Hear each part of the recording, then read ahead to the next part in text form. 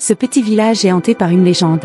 Chaque année, un jeune est tué au hasard par un tueur en série. Les habitants l'appellent le Fossoyeur. Il se déplace furtivement, comme un fantôme, à travers chaque recoin du village. Il y a 20 ans, le Fossoyeur a soudainement disparu. Juste au moment où les gens pensaient qu'il avait disparu pour de bon, 4 jeunes ont été victimes sans exception. La raison de la réapparition du Fossoyeur est de voler une ancienne dague. L'affaire a rapidement fait le tour du village, et les habitants ont pris peur. Sauf une lycéenne Millie, qui est une fille sage et devient la cible facile des moqueries. Sa vie était déjà sombre, avec une mère alcoolique et une sœur policière qui se mêlent de tout. À ce stade, Millie préférerait en finir pour de bon. Dans l'espoir d'intégrer une bonne université, elle participe aux activités scolaires pour se valoriser. Bien qu'elle ait un physique de pom-pom girl, elle est mise à l'écart par ses camarades et se voit attribuer le rôle de mascotte de l'équipe. Et même là, elle est encore harcelée. Heureusement, Millie a 2 amis fidèles. À chaque déception, ils sont là pour la réconforter. Un jour, après une activité, elle attend seule que sa mère vienne la chercher. Mais celle-ci, trop ivre, ne vient pas. Millie appelle alors sa sœur,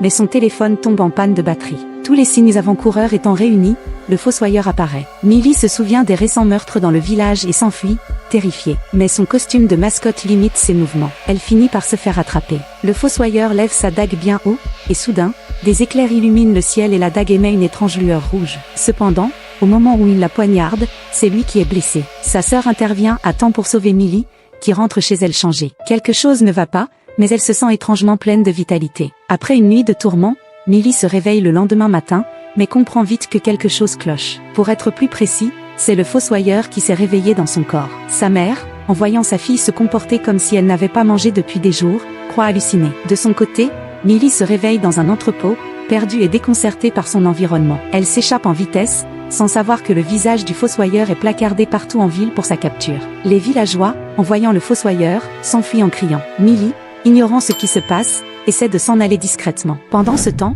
le Fossoyeur, désormais vêtu de nouveaux habits, entre dans l'école. Contrairement à son image habituelle de fille sage, Millie, dans ce nouveau corps, attire désormais l'attention des élèves, et le Fossoyeur compte bien en profiter pour mettre en œuvre ses sombres desseins. Une camarade vient la provoquer, cherchant à en savoir plus sur ce qui s'est passé la veille. Le Fossoyeur esquisse un sourire sournois et l'emmène au vestiaire, sous prétexte de tout lui raconter, mais son intention est de la tuer. Pendant ce temps, Millie se glisse aussi dans l'école, ne supportant plus l'odeur de son nouveau corps. La camarade, pensant que Millie ne dira rien, se lève pour partir et tombe nez à nez avec elle sous la douche. Voir un tueur dans les vestiaires des filles, c'est de quoi paniquer. Mais avant qu'elle ne s'échappe, le Fossoyeur la rattrape et la jette dans une chambre froide. Plus tard, Millie, toute propre, sort de la douche et sent une présence dans les vestiaires. Malheureusement, elle réagit trop tard, sa camarade est déjà gelée. Millie comprend alors que le Fossoyeur est dans l'école. En classe, face aux moqueries de son professeur, le Fossoyeur retient sa colère, mais il n'oubliera pas de lui faire payer. Ce comportement inhabituel ne passe pas inaperçu auprès de Millie,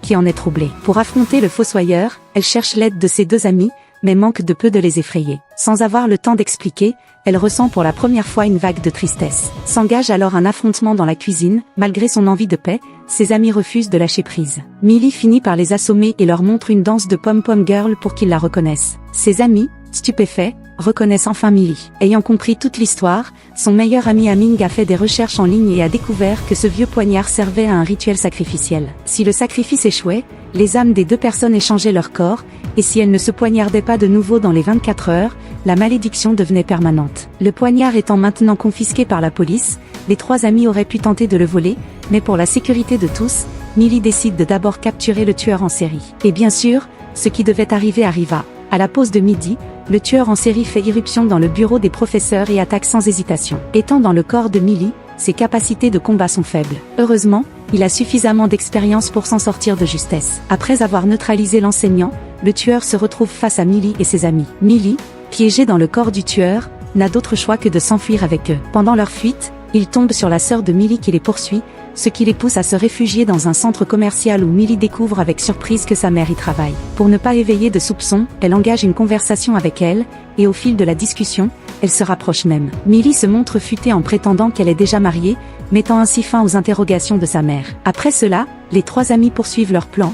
Grâce à une application, ils localisent le tueur. Ils se précipitent sur place et sauvent de justesse un jeune homme qui allait être attaqué. Ils ramènent ensuite le tueur ligoté chez Aming, prêt pour la suite de leur plan. Au réveil, le jeune homme se retrouve face au tueur et est tellement terrifié qu'il en reste sans voix. Pour le rassurer, Millie récite la lettre d'amour qu'il lui avait écrite, suscitant une réaction intense d'émotion, bien qu'un peu gênante. L'étape suivante est de récupérer le poignard au commissariat. Aming reste pour surveiller le tueur pendant que la jeune fille, experte en mensonges, entre avec assurance dans le commissariat et réussit à distraire la sœur de Millie pour la faire sortir. Pendant ce temps, Millie et le jeune homme, restés dans la voiture, ressentent une certaine attirance. Alors qu'ils discutent, la mère d'Aming rentre et découvre Millie attachée. Choquée, elle interroge son fils sur cette situation bizarre. Avant qu'il ait pu s'expliquer, le tueur parvient à se libérer. Par chance, il manque de force, ce qui permet à Aming et sa mère de s'en sortir indemnes. Pendant ce temps, la jeune fille a réussi à obtenir le poignard, mais la sœur de Millie revient. Profitant de leur confrontation, le tueur fonce vers le commissariat,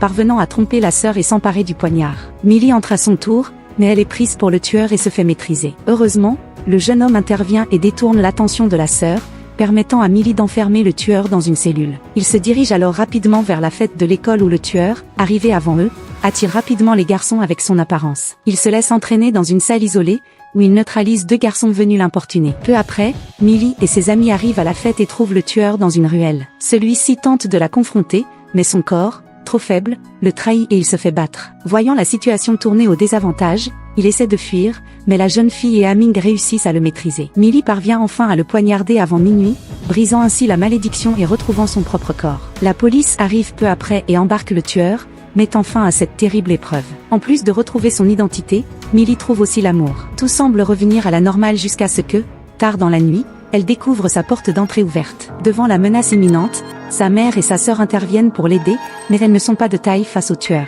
Celui-ci, se moquant de Millie, prétend connaître ses faiblesses après avoir occupé son corps. Millie, loin d'être intimidée, riposte en insinuant qu'il n'est pas sans défaut lui-même. Ensemble, les 3 femmes parviennent enfin à neutraliser le tueur. Ce film est une comédie horrifique pleine de moments absurdes et de scènes de violence qui, bien qu'intenses, sont rendus ridicules et satiriques par une touche d'humour noir.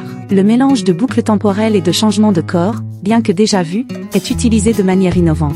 Malgré un budget modeste, le film se montre surprenant et inventif. Pour les amateurs de sensations fortes qui préfèrent éviter les vrais thrillers. Voilà, c'est tout pour aujourd'hui, on se retrouve dans le prochain récap.